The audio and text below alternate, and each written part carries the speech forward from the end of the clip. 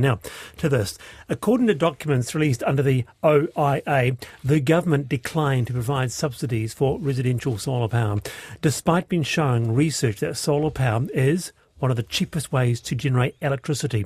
Instead, the government went with the regulatory tweaks rather than providing subsidies to help ease startup costs. All this from a very good piece by Kirsty Johnston on the RNZ site. It gets a lot of response when we talk about this. With us, Mike Casey, the CEO of Rewiring Aotearoa, a non-profit advocating for electrification. Kia ora, Mike. Tēnā koutou. How are you guys? Very good to have you here.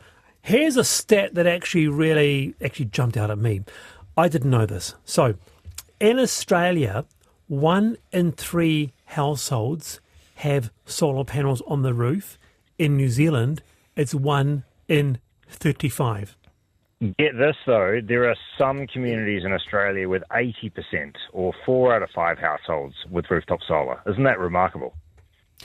I know you'd say this. I know you'd agree with this. Do you think it's a no-brainer?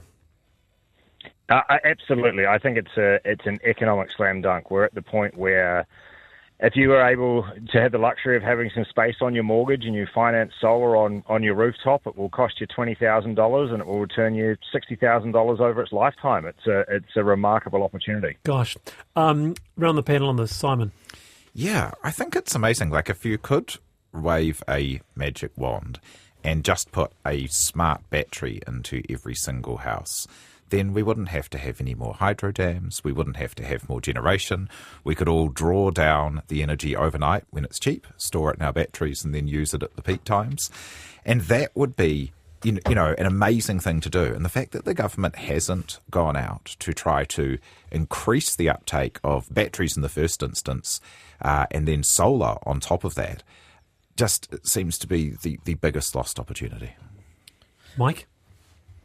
Yeah, I 100% agree. When you look at the solar subsidy, or the battery subsidy, that has happened in Australia, they have now deployed 200,000 batteries in homes in 6 months with that subsidy. And to give you an understanding of the peak response that those batteries could provide, those 200,000 batteries are bigger than Huntly Power Station, our coal-fired power peaking station up at Huntly there. So it is just absolutely remarkable. You know, the saying that we have in Rewiring Aotearoa is a lot of a little is a lot. And one of the big things we need to really start making sure people understand is that, you know, customers with their assets, solar and batteries, are a part of New Zealand's future energy infrastructure, and being able to support that energy infrastructure and growth and encourage private investment from New Zealanders into their own households is one of the best ways we can lower the costs for everyone. Cindy Mitchener, have you bought into the solar vibe? I haven't in my home, but I think it's a really good idea. I think, Mike, you know, the issue is you say $20,000. That is an enormous amount of money for so many New Zealand households.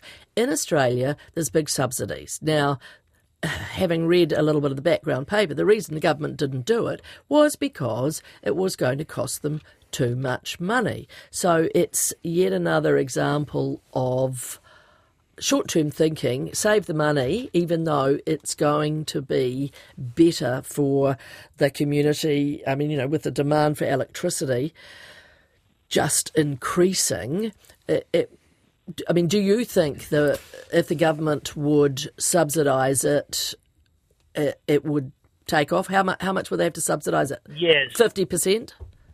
So the thing that we're looking at the moment is how we can do some really innovative finance in this space. So to give you an example, my mum, who's now a pensioner, she wants to put solar on her roof to complete the fully electric home that she now has. Oh, yes. But she can't go to the bank and get a mortgage because she's already paid off her mortgage. So those 1% loans or 0% loans just aren't available to her.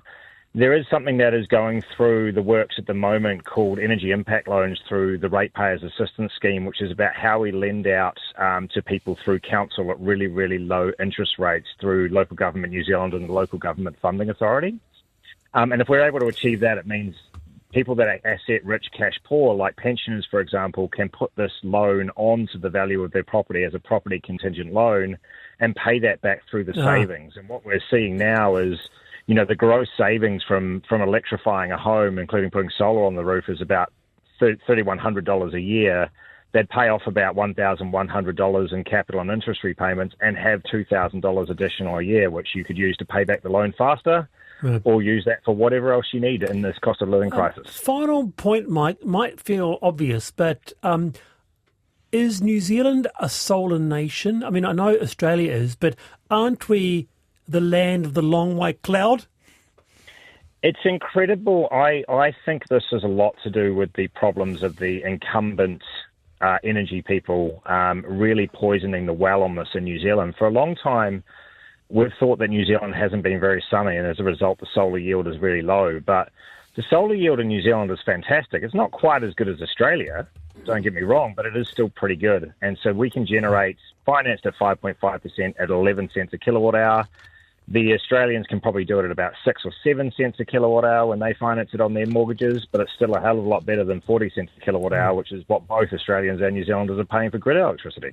Okay. Mike, kia ora. Really interesting stuff. Always get a response on solar power, so thank you for your time tonight. Thank you for having me on. Mike Casey, the CEO of Rewiring Aotearoa non-profit.